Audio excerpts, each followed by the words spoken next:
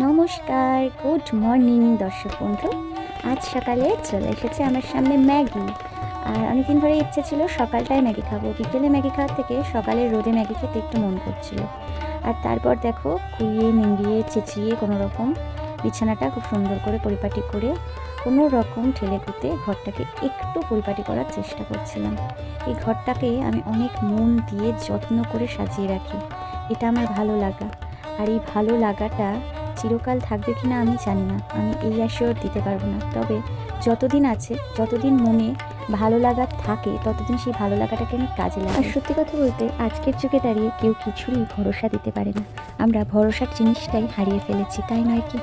যাই হোক, আমি আর অপেক্ষা না করে দুপুরের খাবারটা খেয়ে নিচ্ছিলাম। আজ ও রেঁধেছে পোনা মাছের ঝাল, পোনা মাছের কাঁচা লঙ্কার ঝাল দিয়ে ভাতটা খেয়ে নিলাম। আর তোমাদের আশীর্বাদ নিয়ে নতুন বছর শুরু করলাম। তোমরা সবাই খুব ভালো কাটাও। বাই।